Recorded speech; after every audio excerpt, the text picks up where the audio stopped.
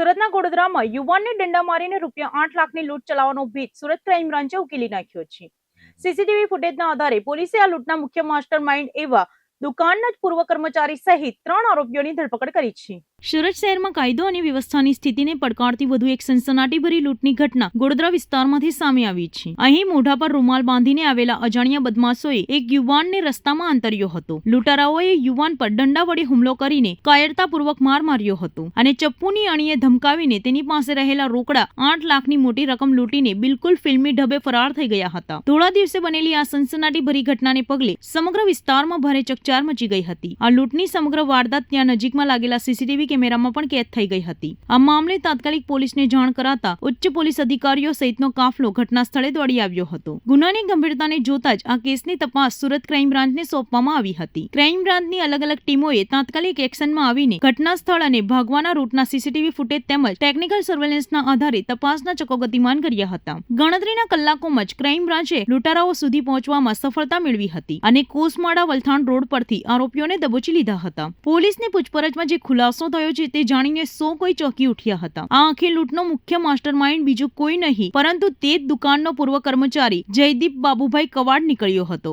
આરોપી જયદીપ આ દુકાનમાં અગાઉ નોકરી કરતો હોવાથી તે દુકાન ખુલવા બંધ થવાના સમય અને ક્યારે કેટલું રોકડ કલેક્શન થાય છે તેની તમામ આંતરિક ગતિવિધિઓથી સંપૂર્ણ વાકેફ હતો। નોકરી છોડ્યા બાદ આરોપી જયદીપના મનમાં લૂંટનો આખો પ્લાન રમતો હતો। તેણે આ લૂંટને અંજામ આપવા માટે પોતાના મિત્રો સાથે મળીને પૂર્વ આયોજિત કાવતરું ઘડ્યું હતું। યોજના મુજબ જ્યારે કર્મચારી રોકડ રકમ લઈને નીકળ્યો ત્યારે તેને રસ્તામાં આંતરીને દંડા મારીને ચપ્પુ બતાવીને લૂંટ ચલાવવામાં આવી હતી। સુરત ક્રાઇમ બ્રાન્ચે આ ગુનામાં સામેલ મુખ્ય સૂત્રધાર જયદીપ કવાડ અને તેના સાગરીત ગોપી સાટિયાની ધરપકડ કરી લીધી છે। આ ઉપરાંત આ ગુનાહિત કૃત્યમાં કાયદાના સંઘર્ષમાં આવેલા એટલે કે લૂંટમાં સામેલ એક બાળ કિશોરને પણ પોલીસે કસ્ટડીમાં લીધો છે। આ ગેંગ પકડાઈ જતા ગોડોદરા વિસ્તારના વેપારીઓએ પણ રાહતનો શ્વાસ લીધો હતો। ધરપકડ બાદ પોલીસે તમામ આરોપીઓ સામે કડક સર્ચ ઓપરેશન હાથ ધર્યું હતું। આ ઓપરેશન દરમિયાન ક્રાઇમ બ્રાન્ચે આરોપીઓ પાસેથી લૂંટની રોકડ રકમ પૈકી 1,86,000ની રોકડા રૂપિયા જપ્ત કર્યા હતા। આ સાથે જ લૂંટની વારદાતમાં ઉપયોગમાં લેવાયેલી 50,000ની કિંમતની એક એક્સેસ મોપેડ ગાડી, 50,000ની કિંમતના 3 મોબાઈલ ફોન પણ પોલીસે જપ્ત કર્યા છે। પોલીસે લૂંટારાઓ પાસેથી કુલ 2,86,000નો મુદ્દામાલ રિકવર કરવામાં મોટી સફળતા મેળવી છે। આ સમગ્ર મામલે હવે ગોડોદરા પોલીસ સ્ટેશનમાં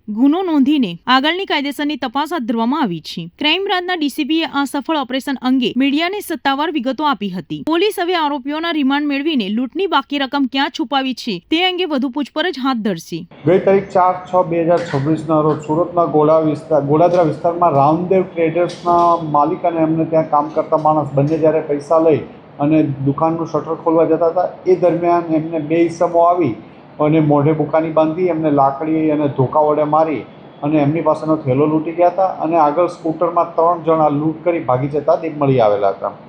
આ અનડિટેક લૂંટનો ગુનો ગોડાદરા પોલીસ સ્ટેશનમાં દાખલ કરવામાં આવ્યો હતો, જેમાં અંદાજિત 8 લાખ રૂપિયા ગયેલાનું પ્રાથમિક રીતે ફરિયાદમાં જણાવવામાં આવેલું હતું। ત્યારબાદ આ બાબતે અનડિટેક લૂંટનો ગુનો એ ક્રાઇમ બ્રાન્ચની અલગ અલગ ટીમો પોલીસ કમિશનર સાહેબ અને એડિશનલ પોલીસ કમિશનર ક્રાઇમ સાહેબની સૂચના મુજબ કામ કરી રહી હતી। એમાં ક્રાઇમ બ્રાન્ચના પોલીસ ઇન્સ્પેક્ટર જેજી પટેલ અને પીએસઆઈ વિશાલ ધનગઢને બાતમી મળી કે આ લૂંટના ગુનામાં એક જયદીપ કવાડ અને રાજદીપ ચાવડા અને એક કાયદાના સંઘર્ષમાં આવેલો બાળક સંડોવાયેલ છે। આ બાતમી આધારે ક્રાઇમ બ્રાન્ચની ટીમે અને કોસમડા વલથાડ જે રોડ પર આવેલા ઘરના નીચેથી ગઈ રાત્રે એમની બેની સાથે એક ગોપી સાટિયાને પણ પકડી પાડ્યો છે અને એક એક્સેસ સ્કૂટર જે લૂંટમાં વપરાયેલું હતું આ બધા સાથે પકડી પાડવામાં આવ્યા છે।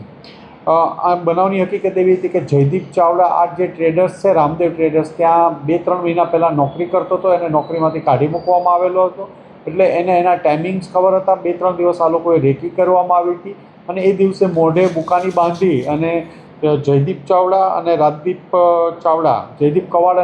ચાવડા બંને એક કાયદામાં સંઘર્ષના નાના બાળક સાથે ત્યાં લૂંટ ત્રણેય કરવા ગયેલા હતા અને આ લૂંટમાં જે એક્સેસ વપરાયેલું હતું એ એક ગોપી સાટિયા નામના ઈસમે આપ્યું હતું। એમને ખબર હતી કે આ લૂંટમાં વાપરવાનું છે અને એણે પોતાનો લૂંટમાં ભાગ પણ નક્કી કર્યો હતો। આમ 3 આરોપીઓને પકડી પાડ્યા છે। એમની પાસેથી 2 લાખથી વધુનો મુદ્દામાલ રિકવર કરવામાં આવ્યો છે અને આરોપીને પકડી વધુ મુદ્દામાલ રિકવર કરવા અને જે વોન્ટેડ આરોપી છે એને પકડી પાડવા અને વધુ પૂછપરછ આ લોકોની ચાલી રહી છે।